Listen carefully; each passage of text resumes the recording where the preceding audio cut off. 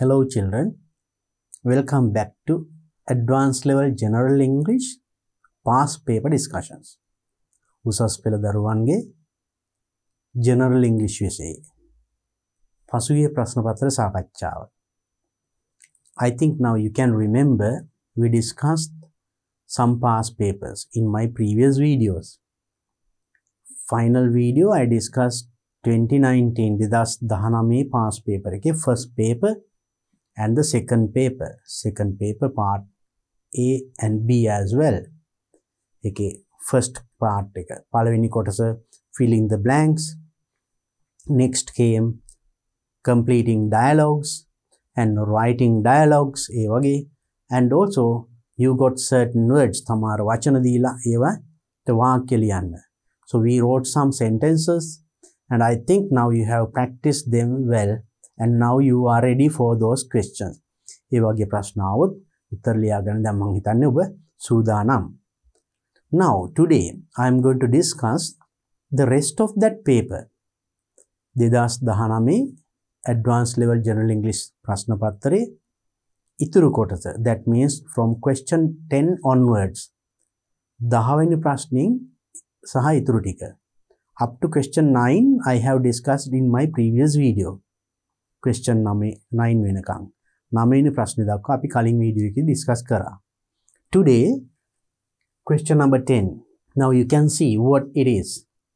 The following bar chart shows the percentage of the distribution of employed population in 3 provinces in Sri Lanka by major sectors: agriculture, industry and services.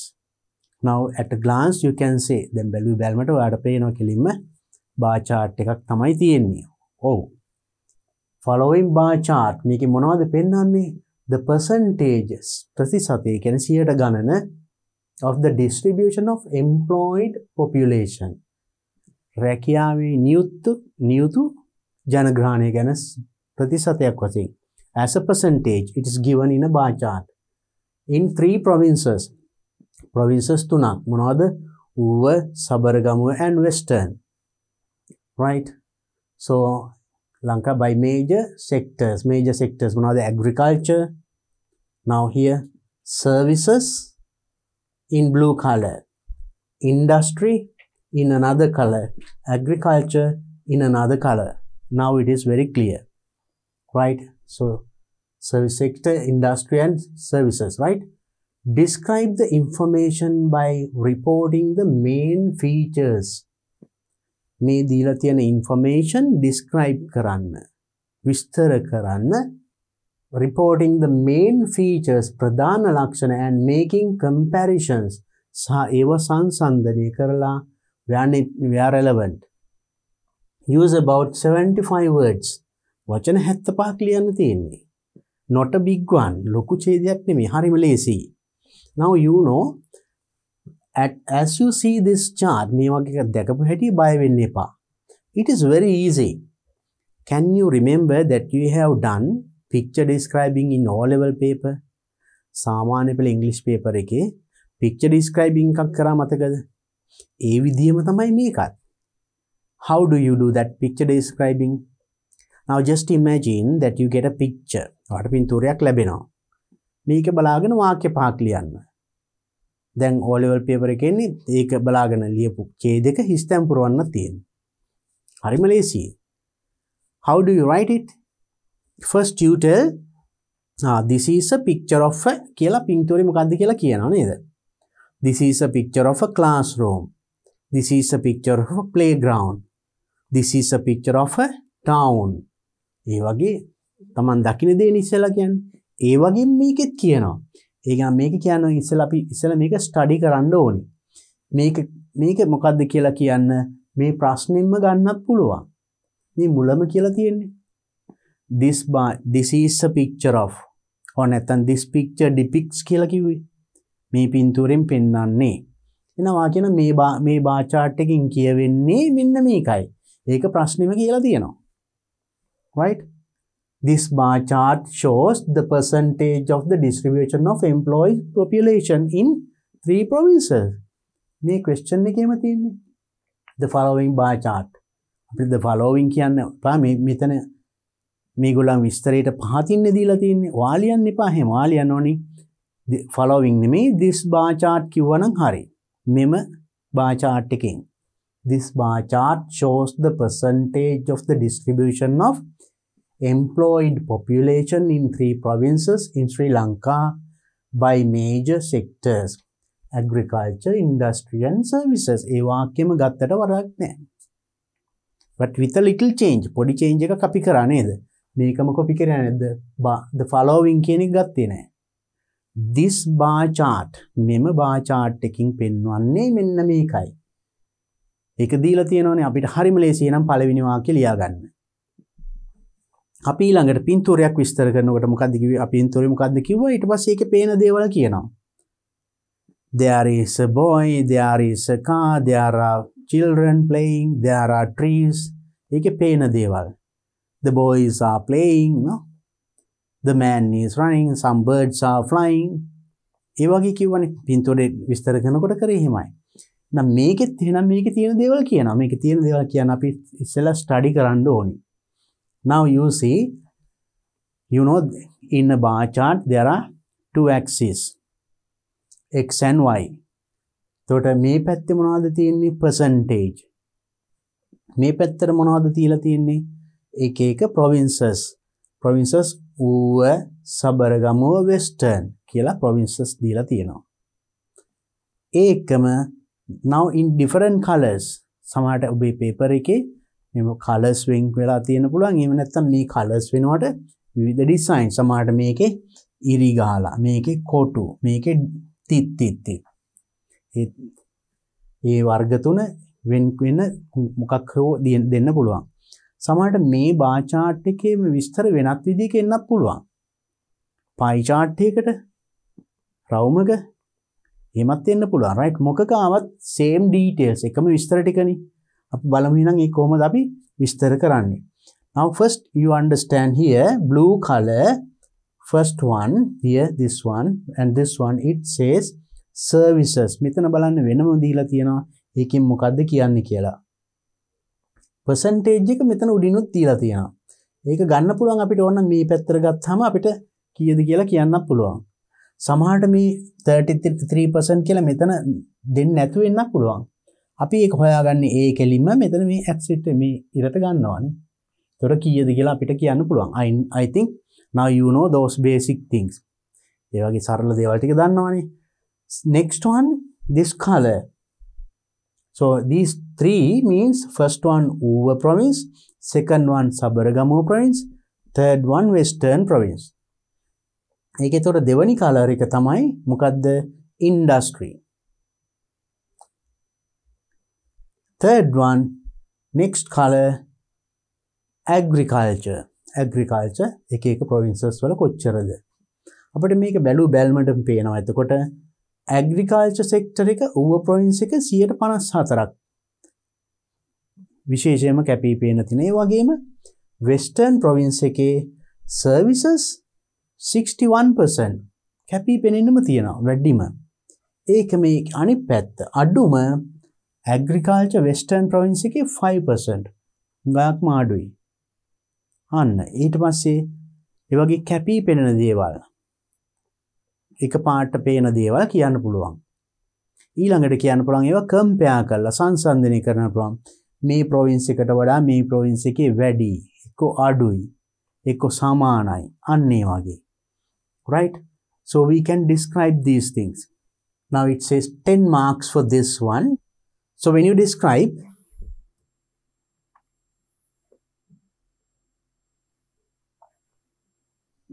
now we can describe in this way. How do we describe? First you tell what you can see. Then පළවෙනි වාක්‍යය වලට ලියා ගන්න පුළුවන්. මම කිව්වා අර ප්‍රශ්نين අර මුල කෑල්ල මොකක්ද කියලා කියන්න පුළුවන්. ඉස්සෙල්ලා this bar chart shows කියලා ප්‍රශ්නෙම තිබුණේ. following කියන එක ලියන්න නැතුව this bar chart කියලා එන්නේ. මෙම bar chart එකකින් පෙන්වන්නේ මෙන්න මේකයි. මෙන්න මේ provinces තුනේ. provinces තුනේ නම් ලියලා තිබුණේ නැහැ එතන. services තිබුණේ. එහෙනම් provinces තුනේ නම් ටිකක් ලියන්න පුළුවන්. ඊට පස්සේ ලියනවා the provinces mentioned are Sabaragamuwa, Uva and Western. The provinces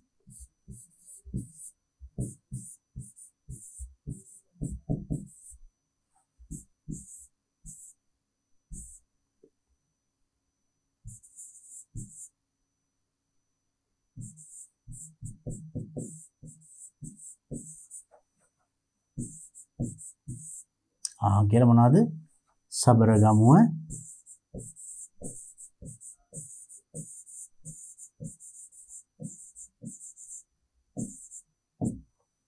Uva and Western. ඒ වගේ provinces තුන ලියන්න. right? Sabaragamuwa, Uva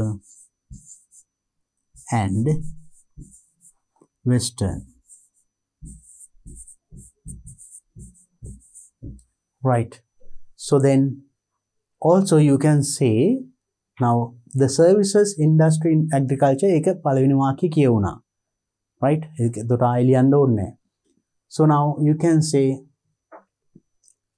we can say agriculture sector, or here this one is services. Services sector is 61% in Western province. So here it says, now you understood, now just look at this one. This is major sectors: agriculture, industry and services. ඒ තුනමනේ මේ තියෙන්නේ. Agriculture, industry and services. Major sectors, ඒවා sectors. එක එක answer. तोर मे western province के मे अंशे 61ක් තියෙනවා. කියන්නේ කොහොමද? The services sector in Western province is, let's write it, the services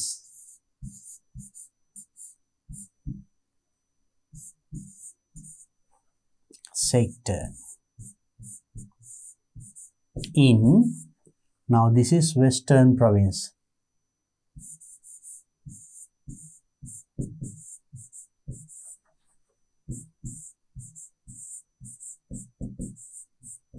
Western province is 61%. අපිට ඉලක්කමින් දාන්න පුළුවන්. Right? 61%. ඒ වගේ, and that is the highest කියන. ඒතර වැඩිම දේවල් කියනකොට the highest වැඩිම, අඩුම the lowest අඩුම. Right? And සමාන නම් similar, equal, ඒ වගේ වචන පාවිච්චි කරන්න පුළුවන්. Then අඩුම lowest. The lowest in Western province is agriculture sector. The lowest percentage, ඒක ඕනනම් 5%. The lowest percentage, that is 5%, is in Western province is agriculture sector. Agriculture sector එක 5% Western province එකේ තියෙනවා. But when you get Sabaragamuwa, now see these two, industry and agriculture, equal, right? Equal කියන්න පුළුවන්, නැත්නම් same, නැත්නම් similar.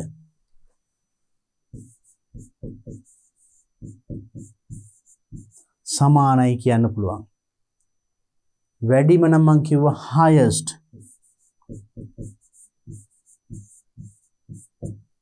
අඩුම lowest. Right? You can say the highest percentage in Western province is services sector. The highest percentage in Sabaragamuwa province is also services sector, and the highest percentage in Uva province is agriculture sector, that is 54%. ඒ වගේ ලියන්න පුළුවන්. Then සමානයි නම් you can say, now these two, the industry sector and agriculture sector in Sabaragamuwa province.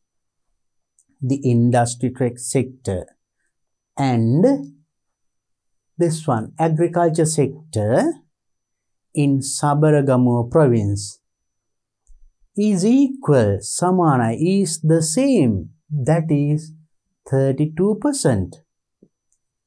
this දෙකයි ඒ විදිහට ලියන්න පුළුවන්, right? And also you can, that is you compared two in the same province. ඒ වගේම provinces දෙකක් compare කරන්න පුළුවන්. අපි හිතමු now you are going to compare Uva province and Western province agriculture sector. ඒක කැපී පෙනෙන වෙනසක් තියෙනවා.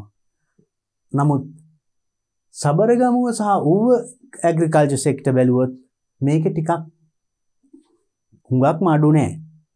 මේකට වඩා මේකේ වැඩි. The agriculture sector in Uva province. The agriculture sector in Uva province is higher than, නැත්තම් more than, වැඩි the agriculture sector in Sabaragamuwa province. Higher than, more than, right? Something like that. Ekima aduma, lower than, comparative form. So when you compare two things, you use comparative form. And also you can compare these two. Now 32-34 Western province එකේ industry and Sabaragamuwa province එකේ industry. 32% in Sabaragamuwa, 34% in Western. එතකොට ලොකු වෙනසක් නැහැ. ඊටාම ආසන්නයි. same කියන්න බෑ. little more than.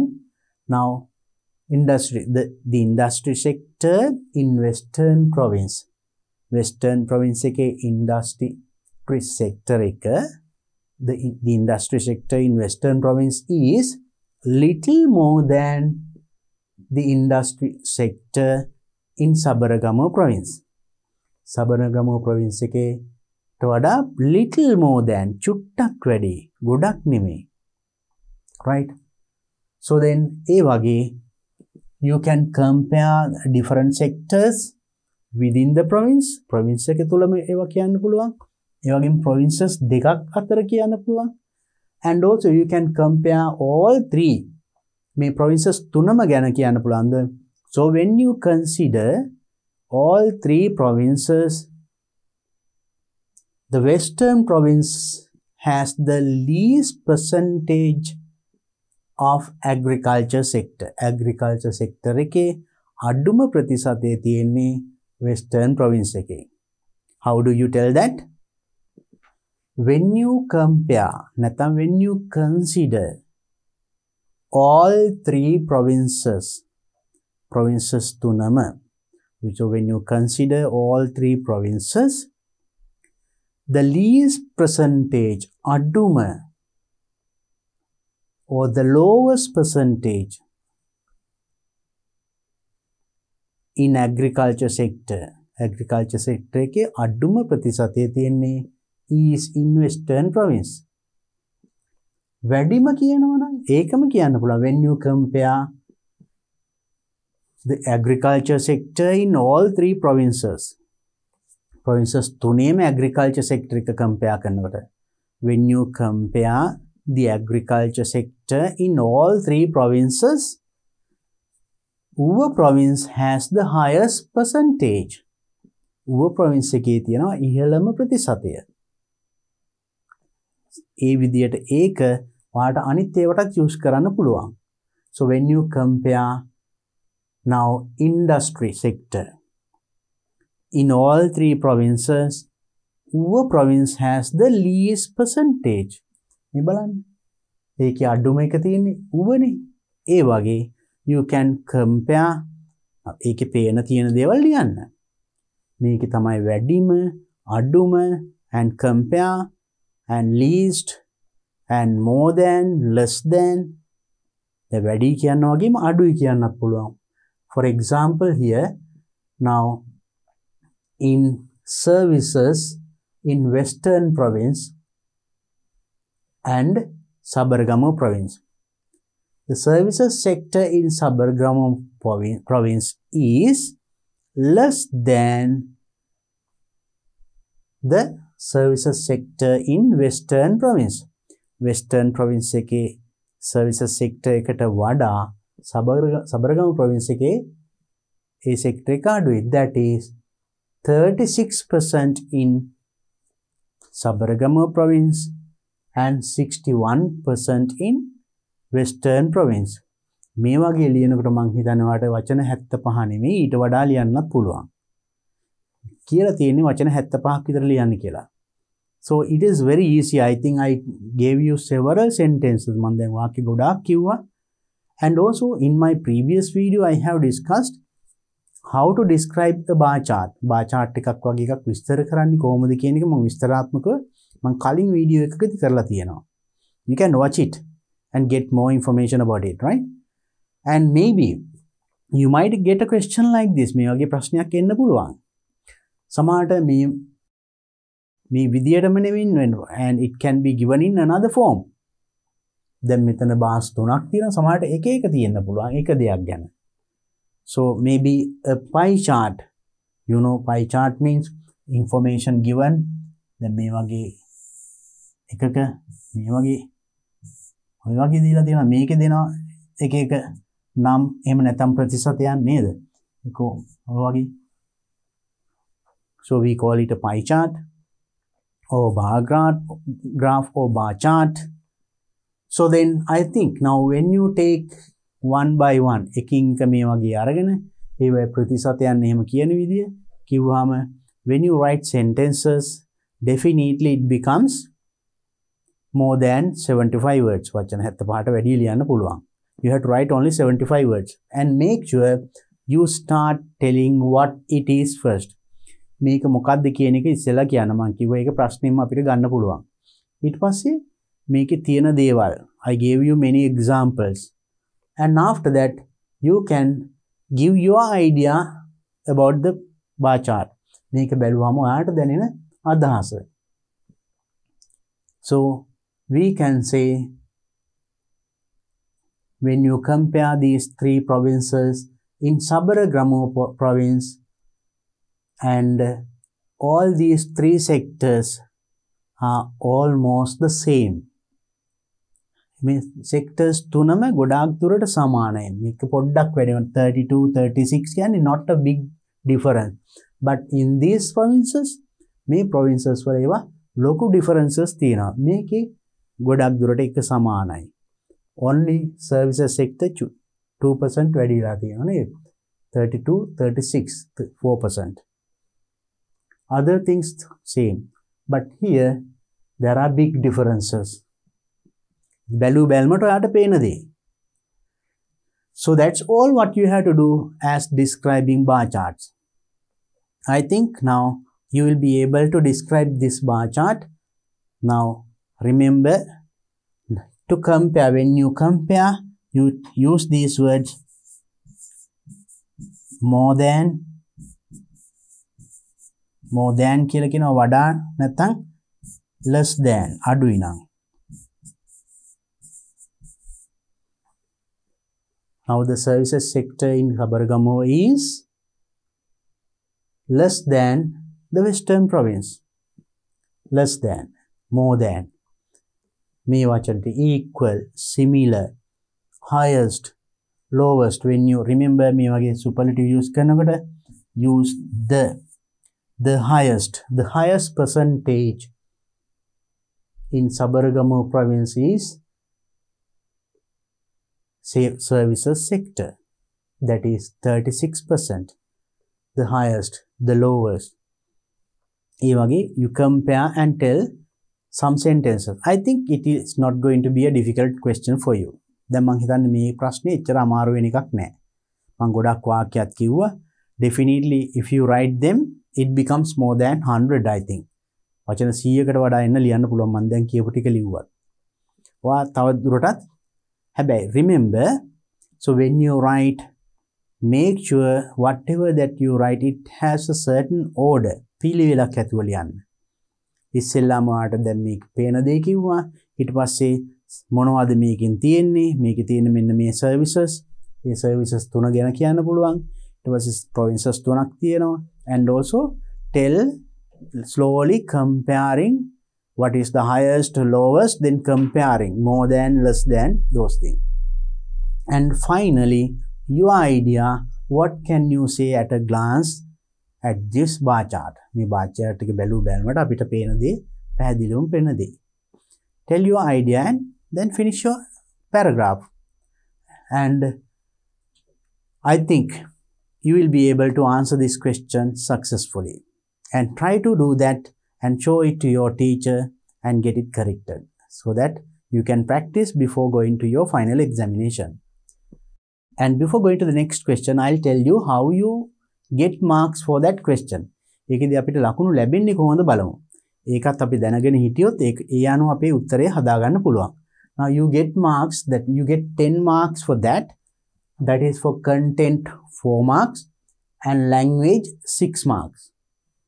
So content means now if the content that is very good that means has used specific length 75 words ඒ ප්‍රමාණයේ තියෙන්න ඕනි content appropriate ඒ bar chart එකේ දීලා තියෙන විස්තර එතන තියෙන්න ඕනි appropriate ඒකට ගැලපෙනවා has elaborated data sufficiently ඒවා විස්තර කරලා තියෙනවා ප්‍රමාණවත් ලෙස compare කරලා හරීමේ select and organizes facts in a logical manner ඒ ඉදිරිපත් කරන කරුණු logical manner එකකින් හරි පිළිවෙලකට ඉදිරිපත් කරලා තියෙනවා අන්නේ තත්ත්වයේ තියෙනවා you get full marks for content and then moderate means content fairly appropriate තරමක් දුරට ගැලපෙනවා selects and organizes facts in a fairly logical manner not very good one හොඳටම හොඳ නැහැ තරමක් දුරට හොඳයි then you get 3 marks for content next one satisfactory content not sufficiently elaborated ඒ අඩංගු කළ අන්තර්ගතයේ ප්‍රමාණවත් ලෙස විස්තර කරලා නැහැ. සමහරට කම්පෙයාර් කරලා නැහැ. ඒක වැඩිම දේ අඩුම දේ ඒවා කියලා නැහැ. provinces දෙකක් සංසන්දනය කරලා නැහැ. ඒ වගේ frequent gaps in presenting facts. ඒ කරුණු ඉදිරිපත් කිරීමේ සමහර වැදගත් කරුණු මිස් වෙලා. දැන් අඩුම එක ඒ වගේ ඒවා කියවෙන්න ඕනේ. Then 2 marks for that and content extremely limited.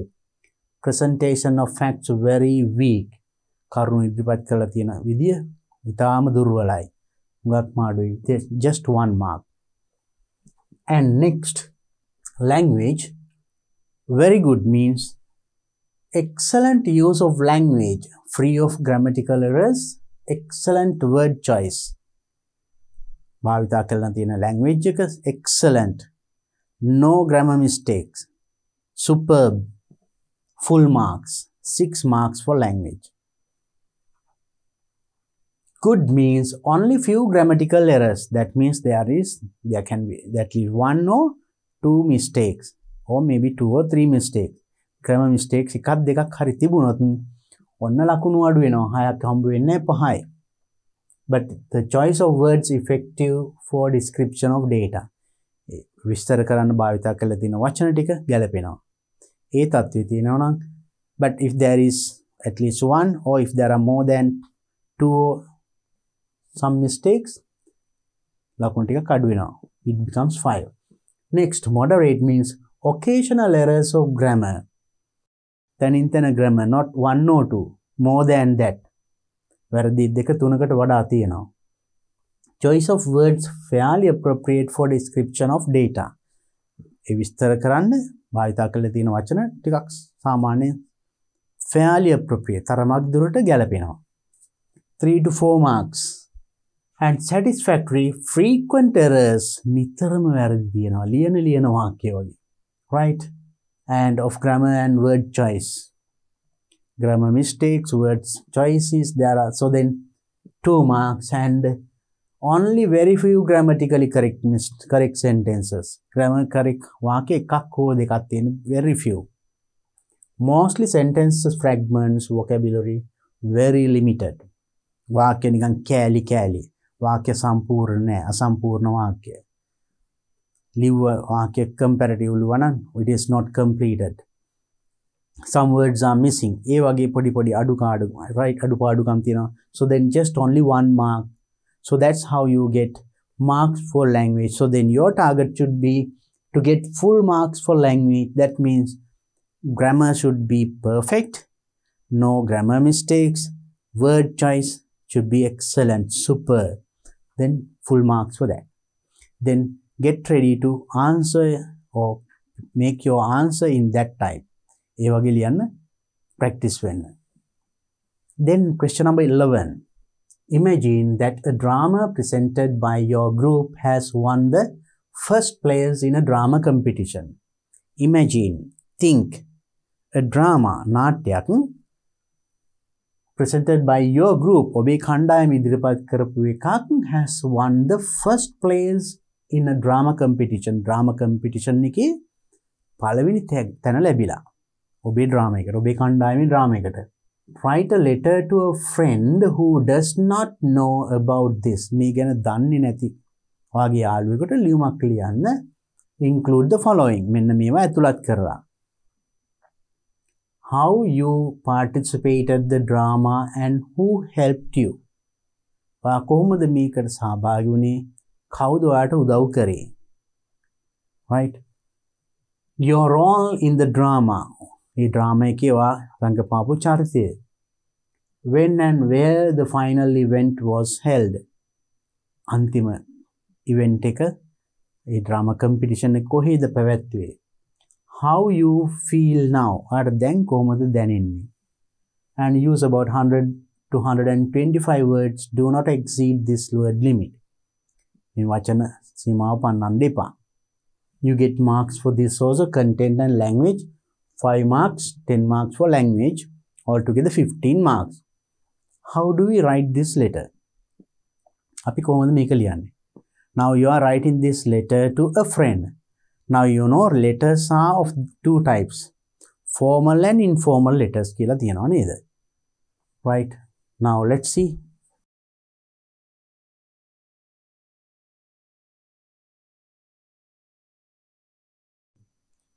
Formal letters you write for official purposes. This is an informal letter. යාළුවෙකුට ලියන්නේ. How do you write then? Normally you write your address here on the top right hand corner. ඔයාගේ address එක ලියනවා. දිනය දානවා. So you can write anything. What? You write your address and date. Right? We'll say තමන්ගේ address එක මෙතන දාලා comma and date. And then date. And remember when you put the date also, අපි හිතමු දිනේ දානකොට මෙන්න මෙතන වරදක් කරගන්නවා. සමහර ළමයි සිංහල ක්‍රමයට දිනේ දානවා. අපි හිතමු 2020යි නැත්නම් 2021යි 10යි 20 කියලා දැම්මොත් එහෙම ඒ Sinhala. That means in Sinhala you put the year first, then month, then the date. In English it should be reverse. First you put the date. ඉස්සෙල්ලා දාන්නේ දිනය. අපි හිතමු අද 20 කියලා. 20th. Visai. Then October 10th. Then 2021. Right. This is the way of putting date in English. You put your address and the date. Then now you are writing this letter to your friend. So then how do you address your friend? යාළුවට address කරන්නේ. Simply you can say dear friend, dear කියලා නම ලියන්නත් පුළුවන්. So it is a friend. So simply you can address, no need of being more polite and other things. යාළුවට ලියන නිසා අර official letter මට්ටමට එන්න ඕනේ නැහැ. Simply you can address your friend, dear friend,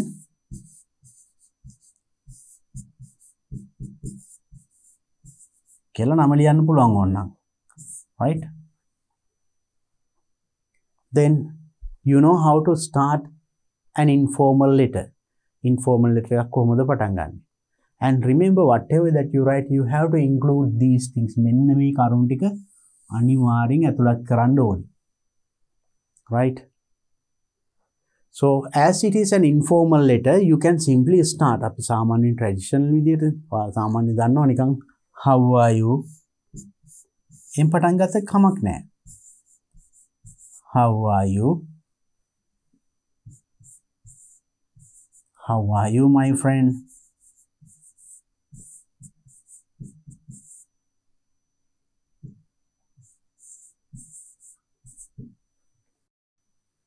I think you are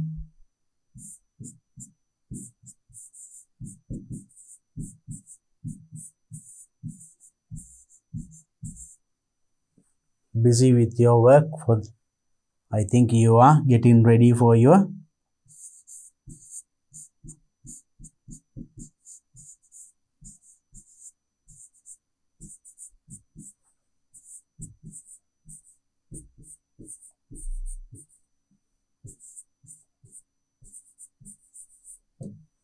I think you are getting ready for your exam.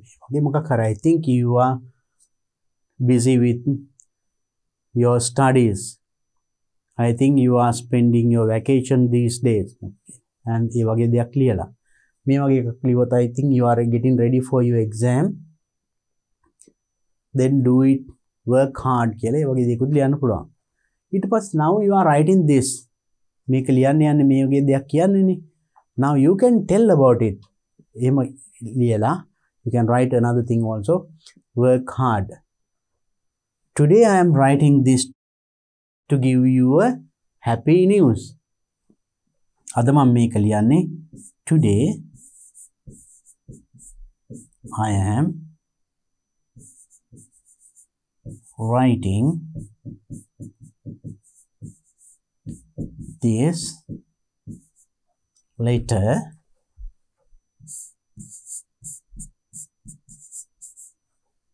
to give you a happy news. To give you නැත්නම් to tell you කියන්න පුළුවන්. Happy news. What is the happy news? You can now take it from the question. ප්‍රශ්නේ තියෙනවා මොකක්ද happy news එක? You won the first place in drama competition. Now that is කියලා that is මෙතනට ලියන්න ඒ කොටස මොකද්ද? That is we won the first place in drama competition. අපි drama competition එකේ පළවෙනි තැන දිනුවා. Right? So then, and remember these facts, right? That you have to how you practice the drama and who helped you, your role in the drama, when and where the final event was held, how you feel now, right?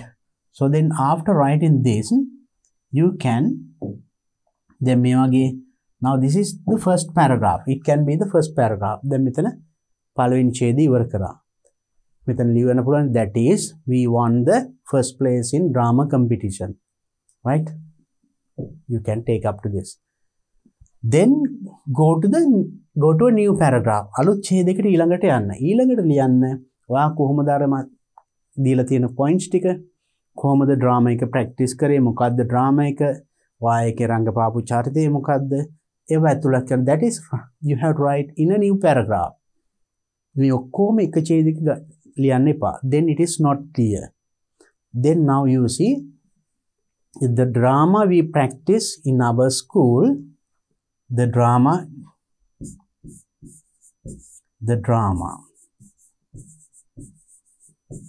කියලා drama එකේ නම ලියනවා. The drama නම we practice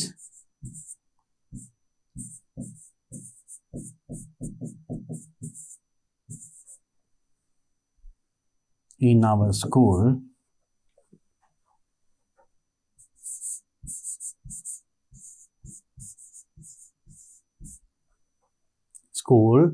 got the first place in this competition එක නම දාලා ඒ ටික සම්පූර්ණ කරන්න පුළුවන්. and කවුද උදව් කරේ ඒකත් ලියන්න ඕනේ. so complete that one. Then you can tell who helped. our you can tell the name of the teacher. Our drama teacher. Our කියලා නම ලියන්න පුළුවන්. Our teacher.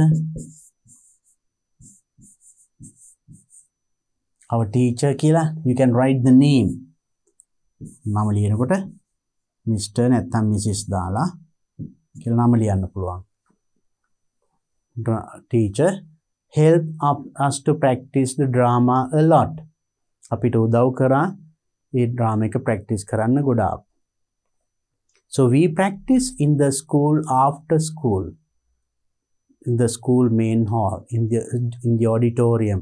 තම practice කරපු තැන කියන්න පුළුවන්. කොයි වෙලේද practice කරේ? කවුද උදව් කරේ? දැන් ඒවල් ලියුණා. ඊට පස්සේ කොහෙද ওই තරඟ තිබ්බේ? The final competition was held in Colombo, right? Colombo, and you can tell a place, or in Ratnapura. Tell any place. Kohe the final competition එක තිබ්බේ, right? Let's see these sentences. How to write sentences for these things. බලමු මේ points ටිකට බලමු කොහොමද වාක්‍ය ලියන්නේ. Right? So you can use how you practice the drama and who helped you. ඒක අපි දැන් ලියුවා නේද? How did you practice? We practice the drama after school and weekends. We practice for about 1 month or more than 1 month. මාසෙකට වඩා අපි practice කරා. Our drama teacher, එහෙම නැත්නම් teacher ගේ නම ලියලා ලියන්න පුළුවන්. Helped us a lot to practice. Your role in the drama. ඔයා රංගපාපු චරිතේ.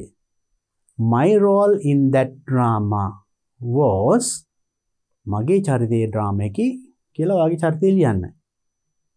Or I acted as a king in that drama. A drama එකේ මං රජෙක් විදිහට රංගපෑවේ. I acted නැත්නම් my role in that drama was a king. ඒ වගේ. And when and where the final event was held. The final drama competition was held at, then when and where, කොහෙද කියන්නේ? The final drama competition was held at කියලා කොහෙද කියලා නම ලියන්න. At town hall in කියලා නගරේ, right? Or the main hall or auditorium, place and the city. How you feel now? Now I feel really happy because we are the first in this drama competition. So I couldn't believe my ears when I heard it that our team and it was announced. ඒක announce කරනකොට මට අදාහ ගන්න බැරි නා. I felt really happy about our performances. අපිට අපේ ඉදිරිපත් කිරීම ගැන මට හුඟක් සතුටුයි. I think we deserve it. අපිට ඒක සුදුසුයි. Because we worked hard as one team. අපි එක team එකක් විදිහට මහන්සි වෙලා වැඩ කරා. We worked hard. We practiced a lot.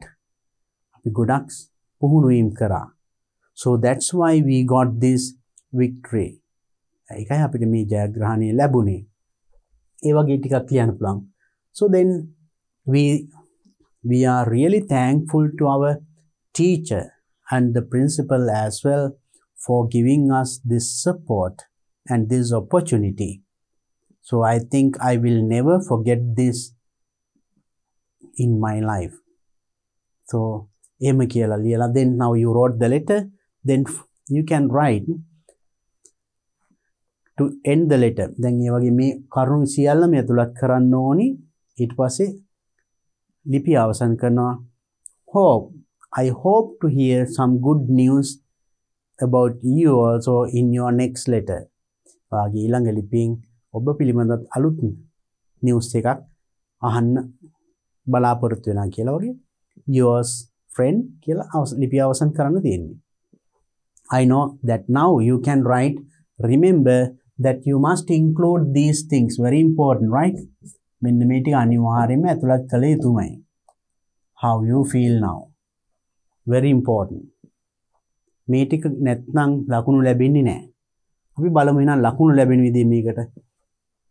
Now look at this now. I told you that you get marks for content 5 marks. Content 5 marks means has used a specific length. Okay, word limit එක දීලා තියෙනවා. ඒ වචන ප්‍රමාණය තියෙන්න ඕනි. Content very appropriate and very interesting. ලියලා තියෙන කරුණු ටික හරිම interesting රසවත්. Has used appropriate beginning and ending. Beginning start හොඳ start එකක් දීලා තියෙන්න ඕනේ. ඒ කියන්නේ address එක ලියලා dear friend කියලා ලියලා අර මං beginning එක මං දුන්නා. How are you කියලා ඊට පස්සේ කොහොමද topic එකට ආවේ. I am writing this letter to give you a good news. මම මේක ලියන්නේ ඔබට අලුත් හොඳ ආරංචියක් දෙන්නයි කියලා ඊට පස්සේ කාරණේ කිව්වේ අලුත් ඡේදකින්. And also selects and organizes all the given facts very effectively to suit informal communication. All the given facts. ඒ කියන්නේ මම අර හතන කිව්වේ මෙන්න මේ කරුණ ටික ප්‍රශ්නෙන් දීලා තියෙන්නේ. Who helped you, how you feel, ඒ වගේ ඒ points ටික ඔක්කොම ඇතුළත් වෙන්න ඕනේ. එකක් හරි අඩුයි නම් මෙතන ලකුණු අඩු වෙනවා. So to get full marks you have to include all those things. Next one, then on full marks for that. Good, that means has used specific length, content appropriate and interesting, has used appropriate beginning and ending. ඒ ලක්ෂණ මේකේ තියෙන්න ඕන. නමුත් අර තරම් රසවත් නැහැ. එහෙම වුණොත් පොඩ්ඩක් ලකුණු අඩු වෙනවා. 4 marks. Right? Moderate means content fairly appropriate and interesting. තරමක් දුරට. Not in this level or this level. මේ තරම්ම නෑ. තරමක් දුරට ගැලපෙනවා. Organization of some of the given facts in fairly appropriate manner. So then, not in this level. මේ ප්‍රමාණය මෙන්න ටිකක් අඩුයි. Then it becomes 3 marks. ඊටත් පල්ලෙහාට යන්නේ content not sufficiently elaborated. ඒ කරුණු විස්තර වෙලා මදි. Teacher helped us. We won the first place. කිව්වට මදි කොහොමද දිනුනේ? කොහොමද practice කරේ? පොඩ්ඩක් වාක්‍යයක් දෙකක් ලියලා තියෙන්න ඕනේ. එහෙම නැති වුණොත් you get just only 2 marks and then next one limited content extremely limited, facts not arranged properly to convey the intended meaning. ලියලා තියෙන කරුණු ගාක්ම සීමිතයි. Not enough. Just 1 mark. And for language, excellent use of language, free of grammatical errors, excellent word choice. Now, grammar mistake කොහෙත්ම නැහැ. හොඳ language එකක් use කරලා තියෙන්නේ. Words also much better. Then full marks. That means 10 marks for language. That is a full mark. Next one, good. Only few grammatical errors. Grammar mistakes එන්නේ එකක් දෙකක් තියෙනවා. අන්න එකක් දෙකක් තිබුණොත් මොකද වෙන්නේ? ලකුණු 10 ලැබෙන්නේ නැහැ. Maybe 8 or 9, right? The other choice of words effective for formal letter.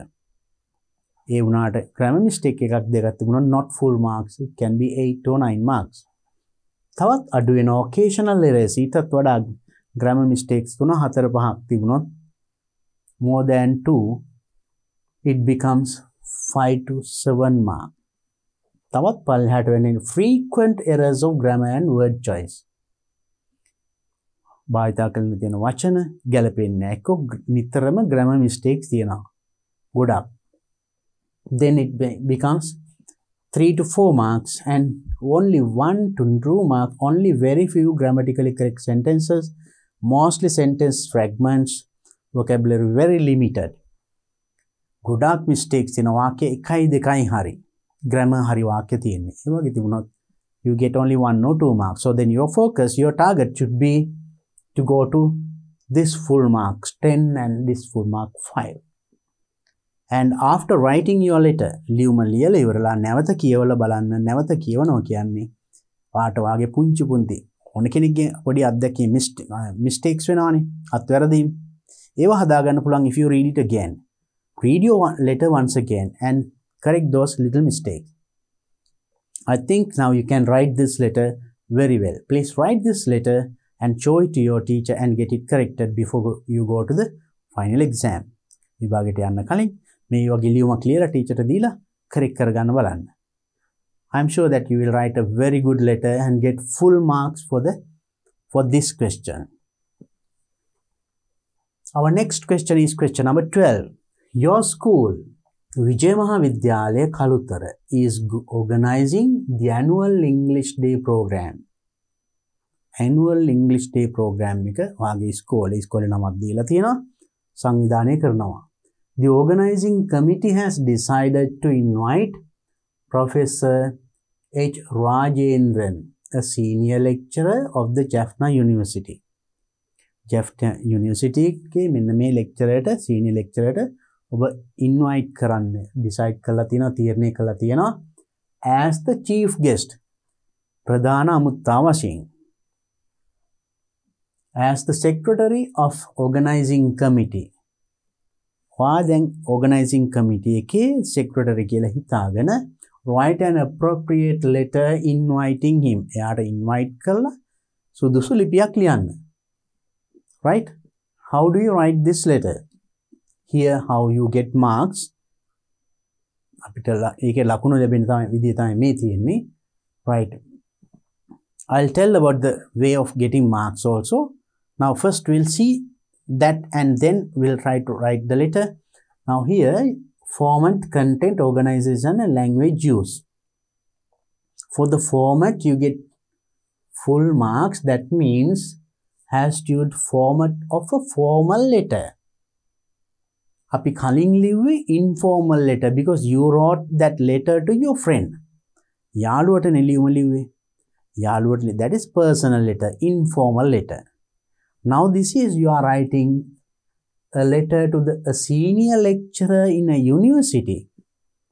University ke senior lecturer කෙනෙකුට you are writing inviting him to be the chief guest in the annual English Day program in your school.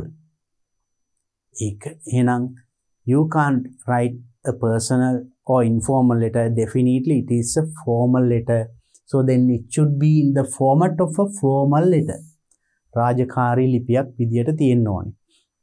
So when you tell formal letter කිව්වම දැන් දැනගන්න මතක් වෙන්න ඕනේ නම් what is the format of a formal letter?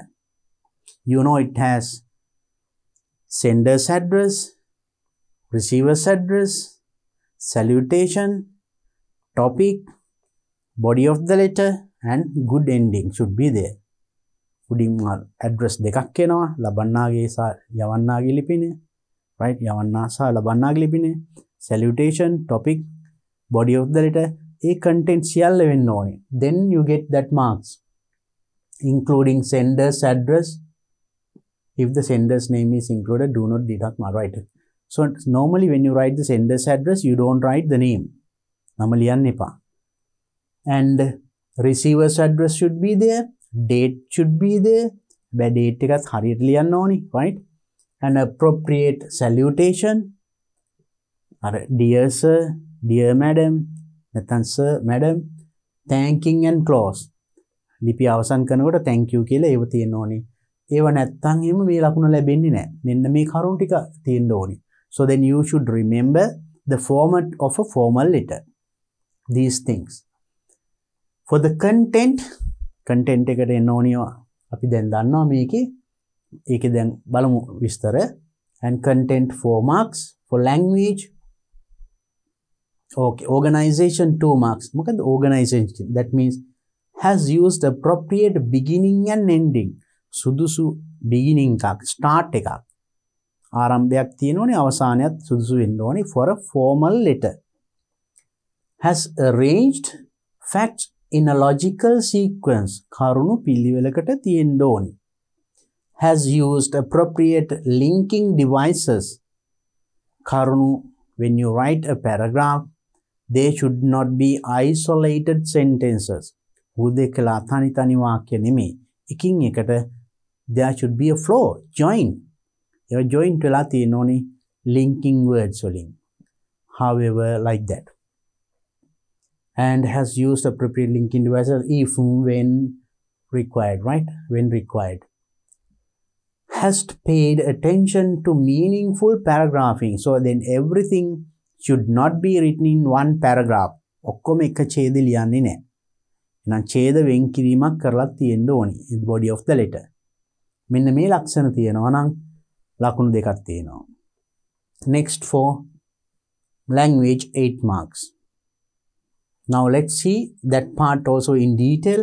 අපි බලමු මේ කොටස පොඩ්ඩක් විස්තර බලලා එහෙනම් ලියමු. Now for the content you will get like this. Very good means has used a specific length. අර කියපු වචන ප්‍රමාණයට ලියලා තියෙන්න ඕනි. Content appropriate and relevant. ලියලා තියෙන කරුණු ඒකට අදාළ වෙන්න ඕනි. සුදුසු වෙන්න ඕනි. And has elaborated sufficiently, select and organizes facts in a logical manner. ලියලා තියෙන කරුණු පිළිවෙලකට ලියවිලා තියෙන්න ඕනි. Then full marks. And content fairly appropriate, not like the earlier. තරමක් දුරට very good නෙමෙයි. එහෙම වුණොත් තව පොඩ්ඩක් අඩු වෙනවා. Select and organizes facts in a fairly logical manner. Then not full marks, 3 marks for that. Then content sufficiently elaborated, frequent gaps in presenting facts. කරුණු ඉදිරිපත් කිරීමේදී maybe the way you tell, give the message and way you invite ඒ ටික පොඩ්ඩක් order එකක් නැහැ. There's a gap, right? ඒ වගේ වුණොත් 2 marks. then ඊටත් වඩා පහත content extremely limited. ඉතාමත් සීමිතයි. maybe event is not said. මොකක්ද event එක කියලා නැහැ, නිකන් invite කරලා තියෙනවා. ඒක invite කරලා නැහැ. right? ඒ වගේ අඩුපාඩුකම් තිබුණොත් it becomes 1 mark, right? And language use, there you see very good. Once again, it means full marks. You get excellent use of language, free of grammatical errors, excellent word choice, the words that you have used and the grammar perfect, no mistake at all. කිසි වරදක් නැහැ. නම් grammar mistake මොකවම නැත්තම් තමයි you get full marks. එකක් හරි දෙකක් හරි grammar mistake අහු වුණොත් මොකද වෙන්නේ? Only few grammatical errors. 8 වෙනවා. You are going down. So then make sure that you do not do any grammar mistake. Grammar mistake එකක්වත් කරන්නේ නැතුව ලියන්න උත්සාහ කරන්න. And ඊට පල්ලෙහාට එන්නේ occasional errors. If there are more than 3-4 mistakes, grammar mistakes එහෙම තිබුණොත්, occasional errors of grammar, choice of words fairly appropriate for a formal letter. භාවිතා කළ තියෙන වචන, because this is a formal letter, you should have polite language. Now, polite language, when you request something, when you are inviting, no, ඒකට ගැලපෙන polite language තියෙන්න ඕනේ. And then that is 5 to 6 marks. And frequent errors of grammar and word choice. ඊටත් වඩා වැරදි තියෙනවා නම් frequent errors, නිතර මොනවා හරි grammar mistakes හැම වාක්‍යයකම වගේ තියෙනවා එහෙමනේ. Right? Then 3 to 4 marks. And only very few grammatically correct sentences, only 1 or 2. වචන වාක්‍ය කීපයයි තියෙන්නේ grammar හරි. And also mostly sentences, sentence fragments, vocabulary very limited.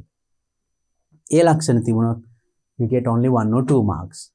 Remember these things, keep these things in mind and try to write the letter well. And also some instructions given to us when you write the letter. මෙන්න මේ ටිකක් තියෙනවා. මේකත් බලා ගන්න. මෙන්න මේ වරද්දත් ඔයාලා අතින් වෙනවා. When we do paper marking we notice. අපි දැකලා තියෙනවා මෙන්න මේ වගේ වැරදි. ඒ කියන්නේ මොනවද?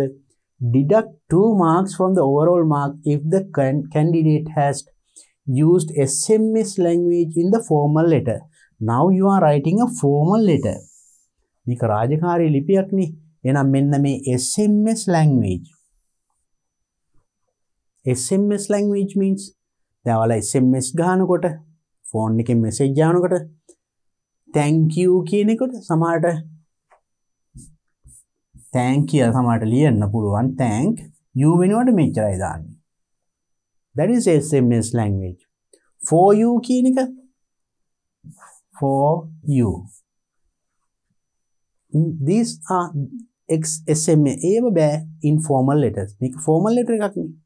රාජකාරී ලිපියක you are writing this letter inviting a senior lecturer in a university. Right? We have to respect him. So in your language, you have to be polite.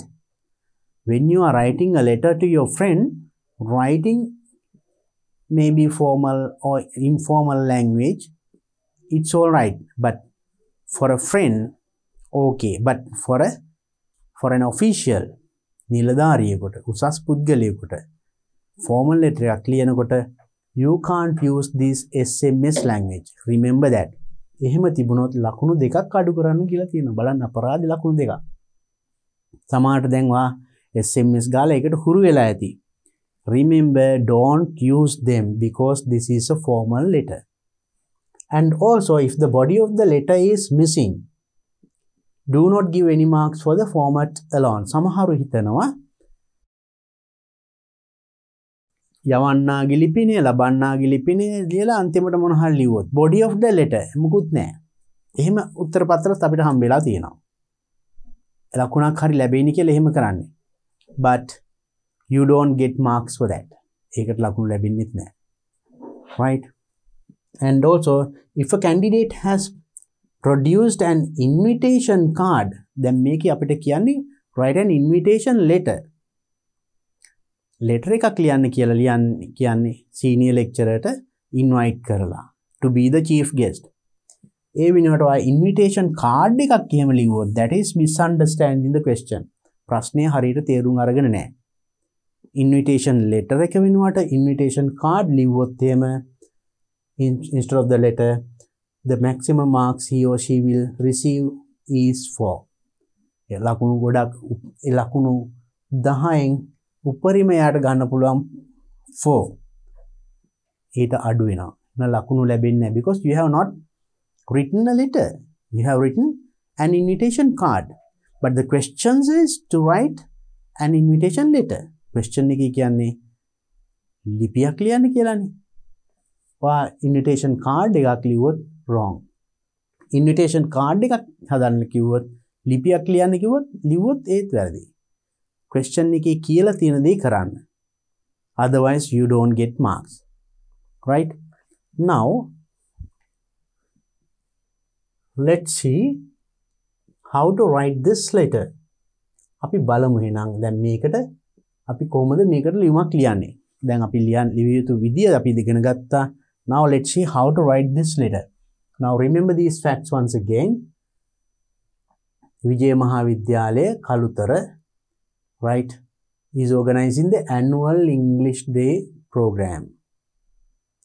Annual English Day program එක ඔයාගේ ඉස්කෝලේ නම් දැන් now you know senders address එකේදී අපි ලියන්න පුළුවන් විජය මහාවිද්‍යාලය කළුතර කියලා ලියලා you have to write the date, the sender's address යවන්නාගේ ලිපිනේ දකුණු පැත්ත ඉහළ කරවල එහෙම නැත්නම් the new way දැන් වම් පැත්තෙම ලියන්නත් පුළුවන්.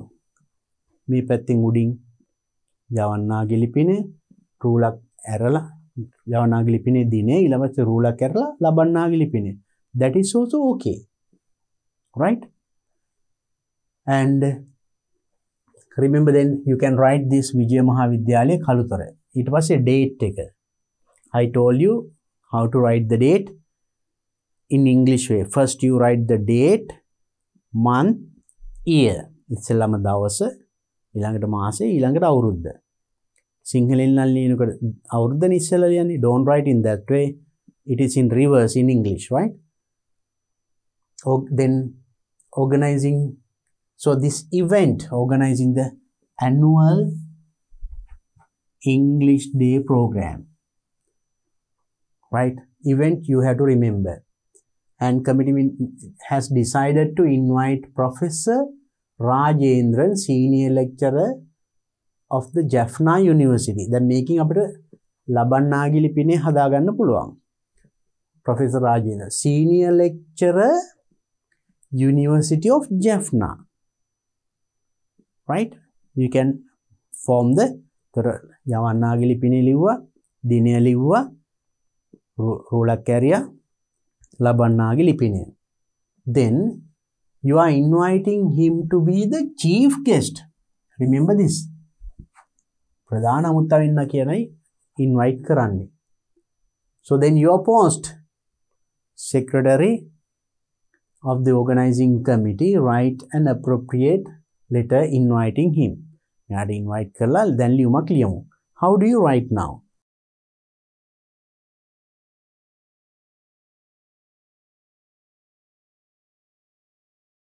Now remember, now if you are writing this left indented, up that given indent, අර යවන්නාගේ ලිපිනය මෙතන ලියලා ලබන්නාගේ ලිපිනය මෙතන ලියනවා, that is also correct. And also we have learned another way. මෙතනින් යවන්නාගේ ලිපිනය වම් පැත්තෙන්ම උඩින්ම ලියන්න පුළුවන්, right?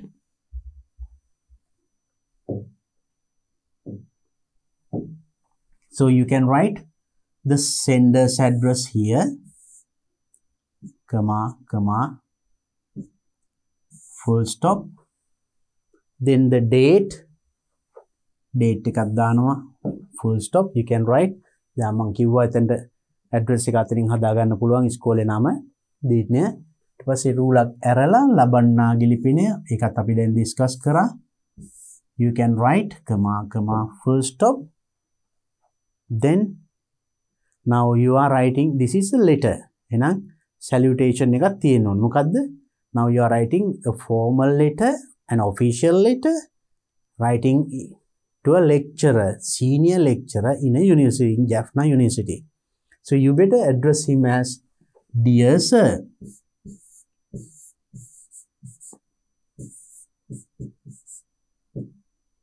Comma. Right? Nathan, dear madam, if it is a lady. Then why are you writing this letter? There should be a topic. Now, ayo amelium liyanne, inviting him to be the chief guest in annual English Day program. Right? So you can write that one. Invitation.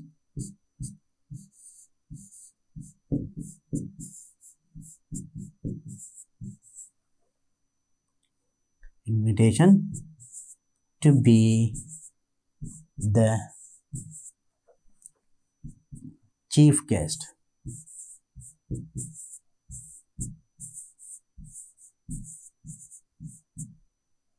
of annual English Day program.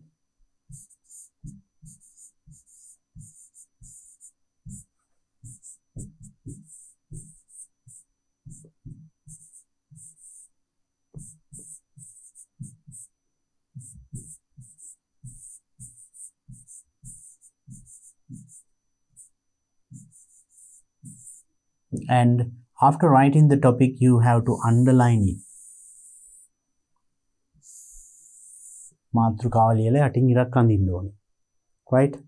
So then you can write now the letter, first paragraph. Right? Now this can be written in the different ways. සමහරට ඉස්සෙල්ලාම ඔයාලට ලියන්න පුළුවන් ඔයා කවුද කියලා එහෙම හඳුන්වා දීලා එහෙම ලියාගෙන යන්න පුළුවන්. නැත්නම් කෙලින්ම ඔයාලට start කරන්න පුළුවන් the annual English Day program of කියලා ඉස්කෝලේ නම ලියලා will be held on this day, this time, and the organizing committee, සංවිධායක මණ්ඩලය, has decided to invite you to be the chief guest of that program. එහෙම ලියාගෙන යන්න පුළුවන්. Or else first you can introduce who you are. ඔයා කවුද? ඇයි මේක ලියන්නේ කියලා ඉස්සෙල්ලම ලියන්න පුළුවන්. Who are you now? Now you notice that it is mentioned in the question. Question එකේ වාට ඒක කියලා තියෙනවා. මොකද්ද කිව්වේ? ඔබ සංවිධායක මණ්ඩලයේ ලේකම් කියලා. Right. Directly you can say the organizing committee of the annual English Day program of this school has decided to invite you to be the chief guest. එහෙම ලියන්නත් පුළුවන්. අපි බලමු ඉස්සෙල්ලාම අපි කවුද හඳුන්වන්නේ කියලා හඳුන්වා දීලා ඇයි මේක ලියන්නේ? right? You can simply say I am the secretary of the organizing committee of annual English Day program of this school, and I am writing this letter to invite you to be the chief guest of our annual English Day, right? First you write then who you are. ඔබ කවුද? I am the කියලා තනතුර ලියනවා. I am, right? Simply first, that is one way. ඒක ක්‍රමයක්. තමන් කවුද කියලා හඳුන්වා දෙනවා ඉස්සෙල්ලා. I am the secretary of the organizing committee of annual English Day of කියලා ඉස්කෝලේ නම. And I am writing this මම මේ ලියන්නේ to invite you to be the chief guest of our annual English Day. මම මේ ලියන්නේ ඔබට අපේ annual English Day එකේ chief guest වීමට ආරාධනා කිරීමටයි. ඊට පස්සේ ඒ event එකේ විස්තර ලියනවා. The annual English Day program will be held on කියලා දිනය වේලාව ස්ථානය ලියනවා. ඒ ටික අනිවාර්යෙන් දෙන්න ඕනේ. ඒක ලියන්නේ එතකොට අලුත් ඡේදකින්. right? First paragraph, පළවෙනි paragraph එකේ වා ලියනවා. කියන්න පුළුවන් ඔයාලට පහසුයි, පැහැදිලි. එතකොට කවුද ඔයා? ඇයි ඔයා ලියන්නේ මේක ලියන්නේ? Who are you? I am the secretary of the annual English Day organizing committee of the annual English Day program. ඇයි ඔයා ලියන්නේ? I am writing this letter to invite you to be the chief guest of our annual English Day program. දැන් පළවෙනි ඡේදය ඉවරයි. දෙවෙනි ඡේදය එතකොට ලියන්න ඕනේ වා අර විස්තර. ඉවෙන්ට් එක ලියන්න ඕනේ. ඉවෙන්ට් එක මොකද්ද? The annual English Day of කියලා ඉස්කෝලේ නම will be held date. එතකොට annual English Day කියන එක ලියන්න ඕනේ. right?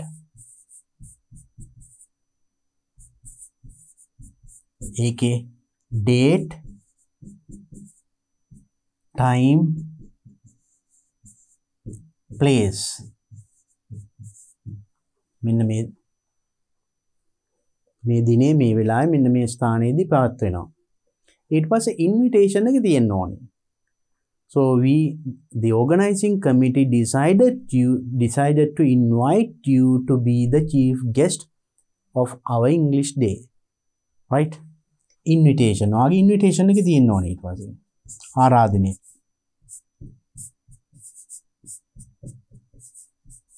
ඔයාගේ ආරාධනය තියෙන්න ඕනේ මේ event එකේ විස්තර ලිව්වා. ඒකට so the organizing committee decided to invite you to be the chief guest of this event. ඔබ එතකොට invite කරා. Now it is very clear.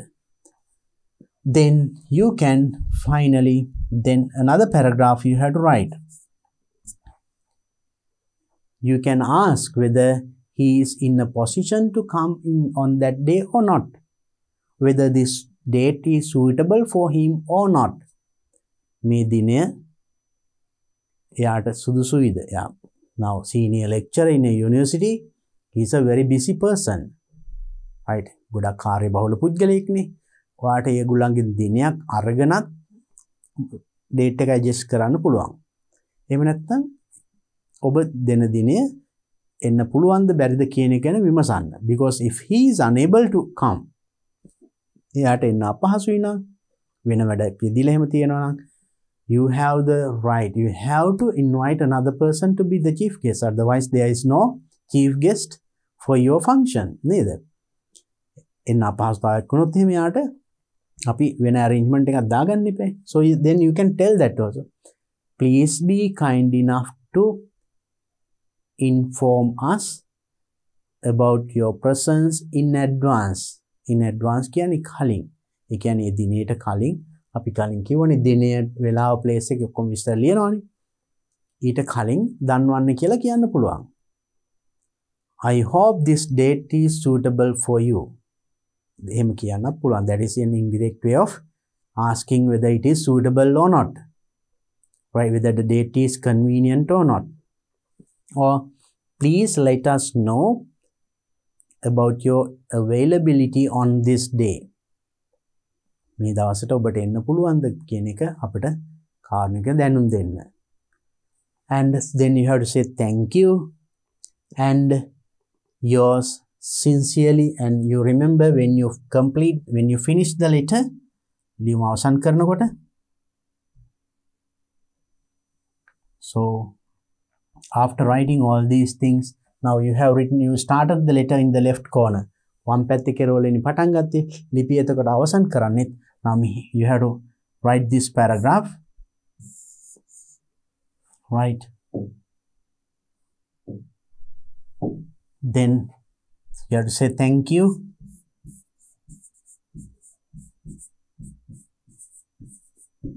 Then when you finish the letter, you can say your sincere or faithful.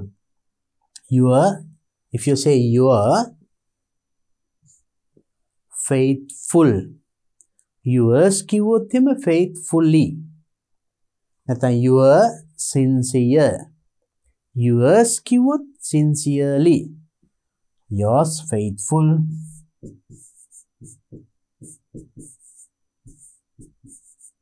Or be Vishwasi.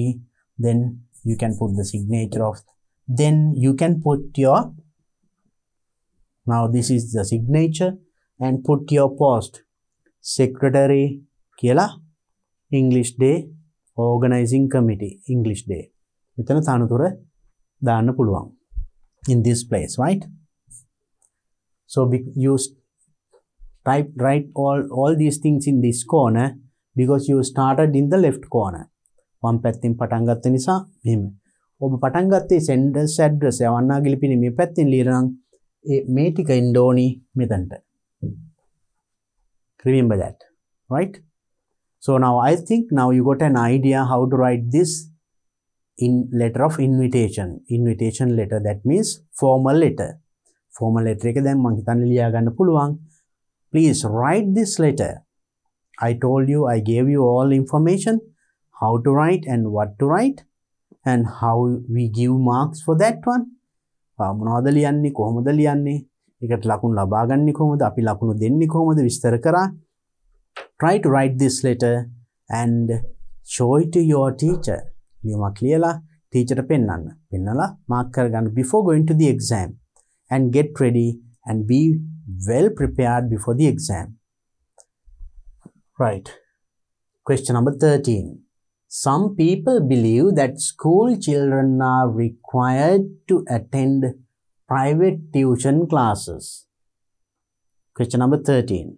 Some people believe school children are required to attend private tuition classes. සමහර විශ්වාස කරනවලු school children ළමයි පාසල් දරුවන් required to attend private tuition classes. Private classes පුද්ගලික පන්ති වලට යන්න ඕනි කියලා විශ්වාස කරනවා. Others believe that going to extra classes is not necessary. අමතර පන්ති වලට යන එක වැඩක් නෑ. ඒක අත්‍යවශ්‍ය නෑ කියලා සමහරු. So then there are two groups of people. Some believe it is better to go for tuition. Some say no. සමහරු කියනවා tuition classes යන්න ඕනි කියලා. සමහරු කියනවා ඒක අවශ්‍ය නෑ කියලා. What do you think? What do you think? ඔයා හිතන්නේ මොකද්ද? Write an essay giving your views. Essay එකක් ලියන්න ඔබේ අදහස් ප්‍රකාශ කළා. Use about 150 to 175 words. Word limit එක දීලා තියෙනවා. වචන සීමාව. Do not exceed this word limit. මේ වචන 175ට වඩා ලියන්න එපා කියලා තියෙනවා. ලිව්වොත් ලකුණක් අඩු වෙනවා. අවාසිදායක වෙන්න පුළුවන්. Right? It will be a disadvantage. Now you know the topic. What is it? School children going to tuition classes. Is it good or bad? Now, how do you write? Then you have to write about its both sides. I believe that the school children required to attend private classes, right? One side is, and some other says extra, it is not necessary. So this is the two sides, right? These are the two sides. One group says, yes, they should go. Tuition classes අවශ්‍යයි යන්න ඕනි. අනිත් කණ්ඩායම කියන්නේ නැහැ. ඔබේ අදහස. First, then you have to introduce who are school children. දැන් අපිට මේක විස්තර එතකොට ලියවෙන්න ඕනි පාසල් දරුවන් කවුද? Right? And what is a private class? Private tuition classes කියන්නේ මොනවද? විස්තර කෙරෙන්න ඕනි. Right? So in your, so that comes to your content. ඔබේ ලියන රචනාවේ, now because they ask you to write an essay. essay එකක් ලියන්න කියන්නේ. මේ essay එකට අඩංගු විය යුතු කරුණු ගැන මම මේ කියන්නේ. So I'm not going to write the essay. I will tell what to write and how to write. You have to write. And also I will tell how you would get marks for that. ලකුණු ලැබෙන්නේ කොහොමද? ලකුණු ලබා ගන්නේ කොහොමද කියලා මම කියන්නම්. Now, first then I told you, you must tell, you are going to write an essay, you must tell about the school children and private classes, you have to tell. Is it important? Why do they go for those things? What happens if they go? What happens if they do not go? Tuition ගියොත් මොකද වෙන්නේ? නොගියොත් මොකද වෙන්නේ? You discuss. Now you have experience. ඔය ඔක්කොම එකතු කරලා ලස්සන රචනාවක් ලියන්න. Now, how do you write this one? Right? Now, as it says, as the question says, some people believe that school children are required to attend private tuition classes. Others believe going to extra classes is not necessary. Right? So then first you have to discuss this one. School children are the children attending to government schools in order to get free education. නිදහස් අධ්‍යාපනය ලබන දරුවෝ. It's true that there are some private schools also, international schools. ඒවත් තියෙනවා. Now, in general, we are now talking about school children, right? So then, school children are the children who are getting education, right? Especially, majority are getting education, free education from the government schools. And so in government schools, sometimes in some schools, there are no sufficient amount of teachers, no enough teachers. සමහර පාසල්වල ප්‍රමාණවත් ගුරුවරු නැහැ. You can tell about that also. So then, so because of that, what happens? Or not only that, lack of teachers, gurunge hingakama, or lack of, or maybe sometimes now you see these days, because of COVID problem, now children miss the school more than 1 year, nearly 2 years, right? Or some other, because of some other functions in schools, or the teachers are not able to complete the syllabus. Syllabus එක cover කරගන්න බැරි වෙනවා සමහරට අවුරුදු කාලේ. Maybe the syllabus is that much bigger with the other work that the teachers have in schools. පාසලේ ගුරුවරුන්ට පැවරලා තියෙන අනෙක් කාර්යයන් සමග, because maybe the teacher, while teaching his or her subject, he has to attend so many other work in the school. Extracurricular activities, co-curricular activities, training the students, supporting their administration, and taking the students for different games, functions, activities, so many things. And also his or her own personal life. මේ ඔක්කොමත් එක. Maybe the teacher is unable to cover the syllabus. In that case, how do the students get this education? එහෙම වුණාම දැන් ගුරුවරුන්ට තියෙන වෙනත් රාජකාරී නිසා syllabus එක ආවරණය කරගන්න බැරි වෙනවා. එහෙම වුණාම ඒ දැනුම ලබා ගන්නේ කොහෙන්ද? Or maybe some students maybe that they won't be able to understand certain points.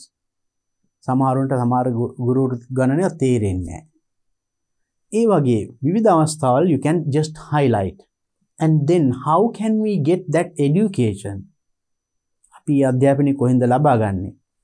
Then you can tell private classes. So that's why there are private classes.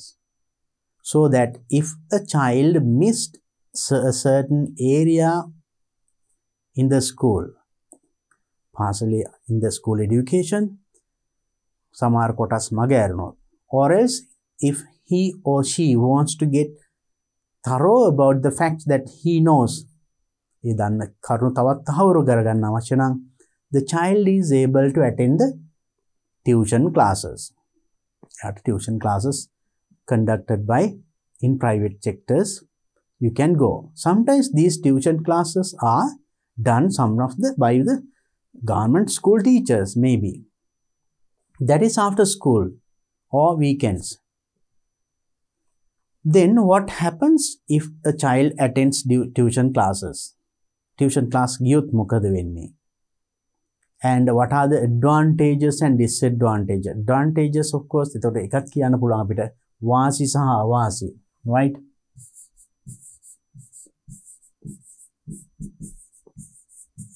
Advantages and disadvantages.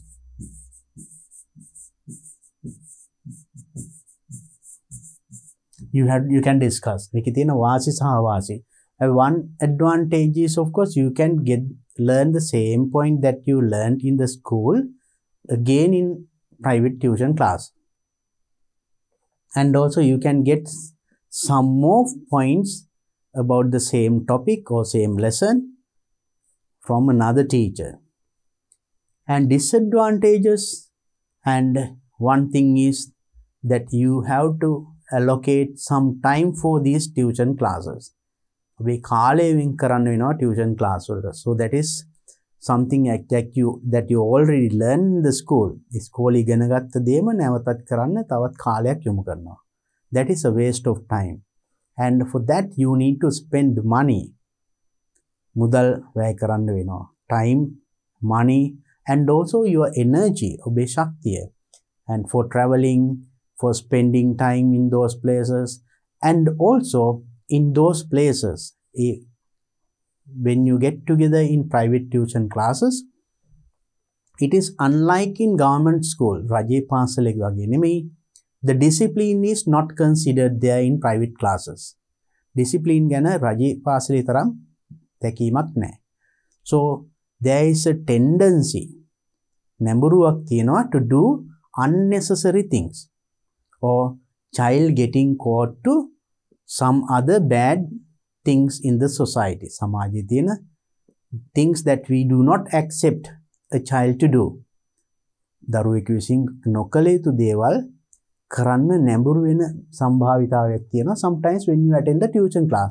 So you can take it as a disadvantage. For example, like using drugs. Example එකක් ඒ වගේ දෙන්න පුළුවන්. You have to tell a point and confirm, and ඒක තහවුරු කරන්න examples දෙන්න. Then what you say is very clear. You can talk about then advantages and disadvantages also like that. And giving your views, then you tell. So that's why some people say like that, those who are able to send children for tuition classes යවන්න පුළුවන් දෙමව්පියෝ මෙහෙම හිතනවා ඇති. ඒගොල්ලෝ යන්න ඕනි කියලා. But everybody cannot do this. හැමෝටම මේක කරන්න බෑ. Everyone is not economically sound. හැමෝම ආර්ථික වශයෙන් ශක්තිමත් නැහැ. ඒ අයට කොහොමද? But anyway, the exam is the same.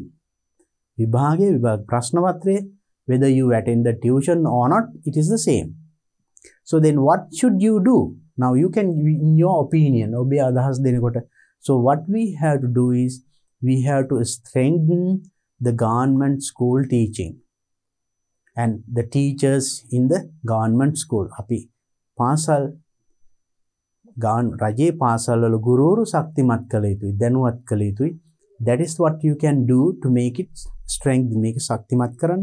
මේකට නම් විසඳුමක් වශයෙන්. Then your views can be given in that way. Right? So that is also very important while talking. Then මේ වාසි අවාසි ඒවා දක්වන අතරේ ඔබේ අදහස් ටිකක් දෙන්න ඕනේ. නිකම්ම මේක හොඳයි මේක නරකයි කිව්වට මදි. නරකයි නම් ඒකට විකල්පයක්. Right?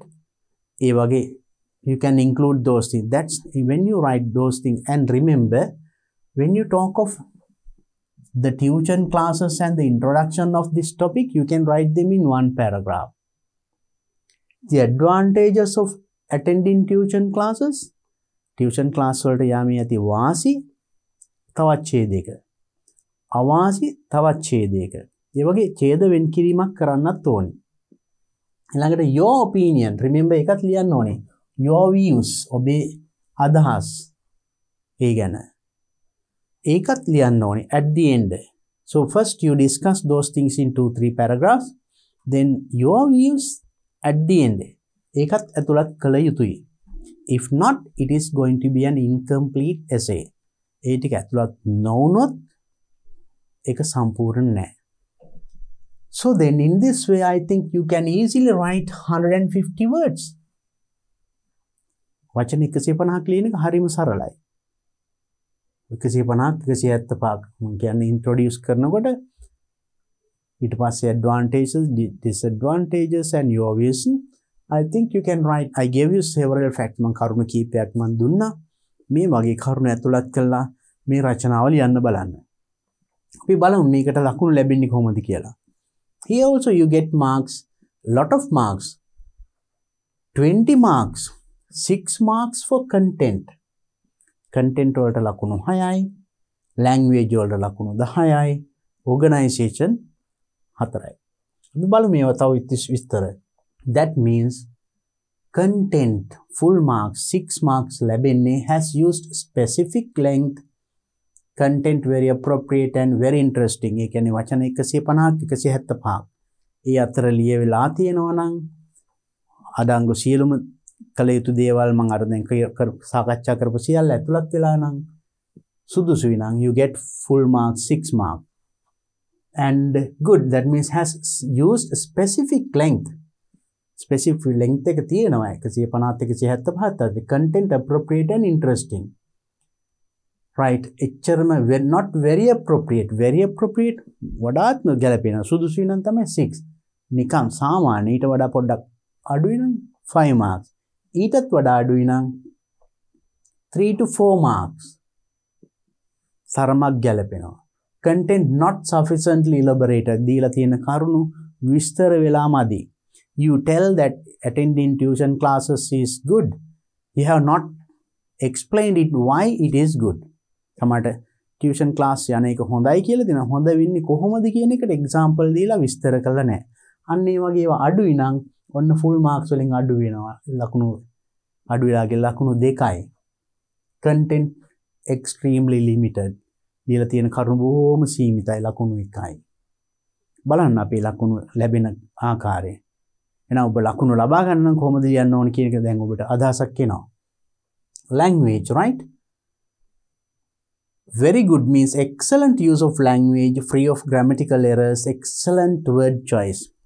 Whatever that you have written, ලියලා තියෙන ටික හොඳ භාෂාව, excellent language, no grammar mistake. එකම grammar mistake එකක්වත් නැහැ. හොඳට ලස්සන ලියලා තියෙනවා. Then full marks for language. And only few grammatical errors.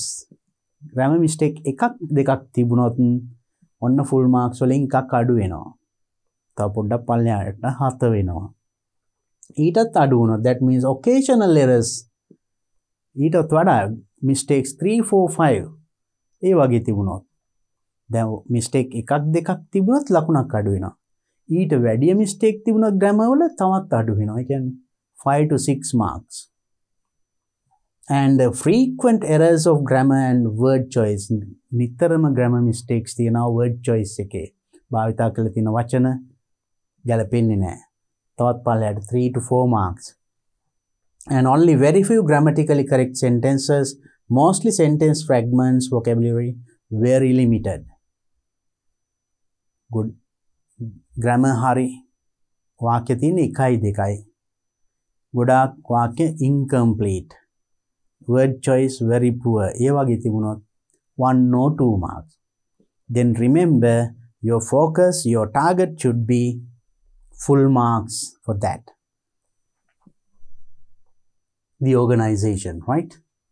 So that means excellent organization. For that, of course, you get 4 marks. Has selected, organized, and presented relevant information in a very logical manner. The facts, karunu, ඉදිරිපත් කරන karunu, very logical manner. I told you when you talk of the advantages and disadvantages, tuition class, yeah, me, වාසි අවාසි කියනකොට first you better talk about the advantages. වාසි bullying. ඊළඟට අවාසි. ඊළඟට ඔබේ අදහස්. ඒ වගේ පිළිවෙලක් කියන්න ඕනේ. So that is what we call. So in a relevant information in very, very logical manner, and ideas are connected very effectively, and paragraphs are meaningfully divided. ඉදිරිපත් කරන කරුණු. So I told you when you write about the advantages, it is in one side, one paragraph. එක ඡේදයකින්. Disadvantages කියන කතා කරනොත් it's a new paragraph. තවත් අලුත් ඡේදයකින්. When you tell about your views, your opinions, that's in another paragraph. ඒ වගේ paragraphs වෙන් කරන්න ඕනේ. And so ideas and should be an order. ඒ වගේ තිබුණොත් you get full marks, that means 4 marks. Then that is very good level. And at good levels, it is a little lower. Organization is good, not very good. Good. හොඳයි. හොඳම නෑ. Has selected, organized, and presented relevant information in a logical manner. Ideas are connected effectively. Paragraphs are meaningfully divided. ඒකේ තර ලක්ෂණ තියෙන්න ඕනි. ඡේද වෙන් කිරීම අර්ථවත් විදියට ඒ ලක්ෂණ, but not in the first. Be very good level එකේම නෑ. එහෙම වුණොත් you get 3 marks. Full marks ලැබෙන්නේ පොඩ්ඩක් අඩුයි. ඊටත් පල්ලෙහාට යන්නේ. So moderate degree of organization is now the way that you present your facts. මේ කරුණු ඉදිරිපත් කිරීම ඊටම සාර්ථක නෑ. තරමක් දුරට සාර්ථකයි. Not very, very good.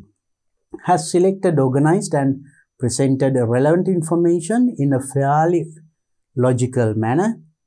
Ideas are fairly connected. තරමක් දුරට අදහස් සම්බන්ධ තියෙනවා. Has paid attention to paragraph division. ඡේද වෙන් කිරීමත් තරමක් දුරට තියෙනවා. Then 2 marks. And 1 marks means lacks logical flow of ideas, paragraph division, not very meaningful. ඡේද වෙන් කිරීම එහෙම පිළිවෙලකට හරියට නැහැ. ඉදිරිපත් කරලා තියෙන කරුණු පිළිවෙලක් නැහැ. Just 1 mark. 0 marks means extremely poor organization. කිසිම organization එකක් නැහැ. නිකන් කරුණු ටිකක් හිතට එන කරුණු ලියලා. So that's why you get lot of points. Points ගොඩක් එන්න පුළුවන්. එන කරුණු ඔහේ ලියන්න හොඳ නැහැ.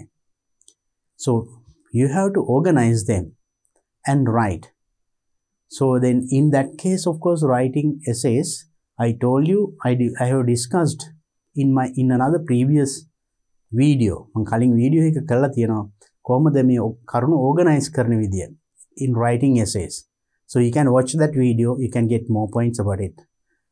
And now, so some more points for your attention, right? Detailed information about band descriptions. අපි අර very good කියා කිව්වනේ. ඒ අනුව අපි ලකුණු දෙනවා කියන්නේ මොකද්ද මේ very good කියන්නේ? Just have a look at this one. Very good means able to select very important facts and present them in a very logical manner. Able to, now that is able to select very important facts. අදාළ මාතෘකාවට අදාළ වැදගත්ම කරුණු එකතු කරගන්න පුළුවන්. ඒ වගේ මේවා ඉදිරිපත් කරන්න පුළුවන් හොඳ ක්‍රමයකට. And effectively address the topic. මාතෘකාව ආමන්ත්‍රණය කරන හොඳ සාර්ථක විදියකට. And task uses appropriate explanations, exemplifications where relevant. ඒ අදාළ දේවල් හොඳට විස්තර කරලා තියෙනවා උදාහරණ සහිතව. නිකම්ම කරුණක් කිව්වට මදි ඒක කරුණ තහවුරු කරන්න you can give some examples so that the reader has no question. කිසිම ප්‍රශ්නයක් කුතුහලයක් නැහැ. Everything is clear. අන්න ඒ වගේ තිබුණොත් තමයි very good level. Then good means able to address the topic task well, though some points may not be fully elaborated. අර විදියෙම තියෙනවා සමහර කරුණු හොඳට විස්තර වෙලා නැහැ. අන්න ඒ වගේ වුණොත් තමයි අර very good level එකකින් good level එකට පොඩ්ඩක් පල්ලෙහාට වැටෙන්නේ. Uses sufficient explanations, exemplifications where relevant. අදාළ තැන්වල උදාහරණ සහිතව විස්තර කරලා තියෙනවා. And below that, of course, able to address the topic task using somewhat developed explanations and exemplifications. තරමක් දුරට not in that level. ඒතර පොඩ්ඩක් අඩුයි තරමක් දුරට සාර්ථකයි. Then you come to this moderate level. ඒකටත් වඩා පල්ලෙහා කියන්නේ limited development in response to the topic or task. සීමිත ප්‍රමාණයයි විස්තර වෙලා තියෙන්නේ. Inappropriate or insufficient exemplifications or explanations. ප්‍රමාණවත් නැහැ දීලා තියෙන උදාහරණ සහ විස්තර to support or illustrate generalizations or in response to the task. තමන් කියලා කරුණු තියෙන කරුණු තහවුරු කරන්න ප්‍රමාණවත් නැහැ. So that is comes under satisfactory. And limited means serious disorganization. Serious organization, disorganization. පිළිවෙල තාමත් අසාර්ථකයි. නිකන් එන කරුණු හේලියනවා. And little or no detail or irrelevant specifics or questionable responsiveness to task. අදාළ නොවන කරුණු ප්‍රශ්න මතුවන කරුණු ඒ වගේ ඒවා තිබුණොත් limited සීමිත කරුණු පොඩි කරුණු කීප. So now you see always you try to focus this very good level. Go to very good level when you write, when you include facts. And also description in language also. Language වලත් අපි very good කියලා කිව්වනේ. So very good level එකට එන්නේ able to construct both simple and complex sentences. දැන් අපි රචනාවක වචන 175 200 250 කීයක් ලිව්වත්. So if you write all 150 words or 200 words or 175 words, all very simple sentences, නිකන් සරල වාක්‍ය පුංචි වාක්‍ය වලින්ම ලිව්වොත් you don't come to this level. මේ very good level එකට වා ඉන්නේ නැහැ. very good level එකට එන්න නම් වා ලියන රචනාවේ simple sentences, complex sentences දෙකම තියෙන්න ඕනේ. එතනින් අපිට තේරෙනවා you are good in using the language. භාෂාවේ වා හොඳයි. And free of grammatical errors, should not have any grammar mistake. Grammar mistakes තියෙන්නත් බෑ. ඒ වගේම able to select most appropriate grammatical structures. ඒ තමන් ප්‍රකාශ කරන දේ structures for the intended purpose. කියන්න යන දෙයට වඩාත් ගැළපෙන structure එක. Whether it is maybe the tenses, past tense or present tense or future tense, active voice or passive voice, reported speech or direct or indirect speech. වඩාත් ගැළපෙන tense එක ඒවා use කරලා ලියනවා නම්. ඒ වගේම spelling and mechanics of writing without errors. No mistakes of spelling and mechanics of writing. ඒ කියන්නේ full stop, question mark, apostrophe, ඒ වගේ comma, ඒ වගේ mistakes නැහැ. Able to select and use exact word most appropriate for the intended purpose. ඒ අදාළ කරුණට අදාළව වඩාත් සුදුසුම වචනය. සමහරට එකම දේ කියන්න විවිධ වචන තියෙනවා. Right? Now for example, now අපි හිතමු ඔබ යම් කෙනෙකුට ආරාධනා කරනවා. Right? We'll take a simple thing. යාළුවෙක්ගෙන් මොනවා හරි ඉල්ලනවා නම් කියන්නේ will you give me කියන්න පුළුවන්. But when you tell the same thing to an adult or teacher or a person that you should respect, if it is a formal situation, වැඩිහිටියෙක්ගෙන් ගුරුවරයෙක්ගෙන් යමක් ඉල්ලනවා නම් will you give me කියන්න හැනේ would you. ඒක more polite than will. ඒ වගේ වචන පාවිච්චි කිරීමේදී you are using the most appropriate words. අන්න ඒ වගේ තත්ත්වෙ තිබුණොත් තමයි you come under this category. Very good level, very good කිව්වම එතකොට full marks ලැබෙනවා. ඊට වඩා good කියන්නේ ඊට වඩා පොඩ්ඩක් අඩුයි. Able to construct both simple and sentences, complex sentences. ඒ වර්ග දෙකෙන්ම තියෙනවා simple, complex. Now we know simple sentences, complex sentences, compound sentences, right? Conjunctions, ඒ වගේ දිග වාක්‍ය ලියන විදි. And able to use spelling and mechanics of writing appropriately. Nevertheless, few errors. Few errors.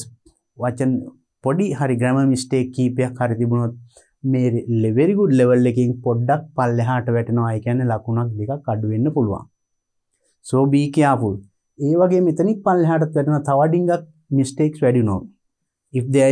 If you can find only one mistake or if there are more than one, දෙකක් තුනක් වගේ තිබුණොත් ඊට වැඩි වුණොත් තමයි ඔන්න එතනින් පල්ලෙහාට එන්නේ.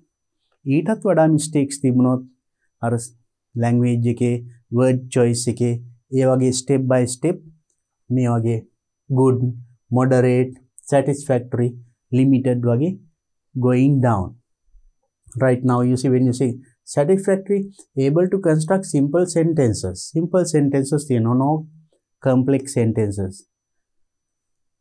However, frequent errors can be found in grammar. නිතර grammar mistakes තියෙනවා. Spelling, punctuation, capitalization.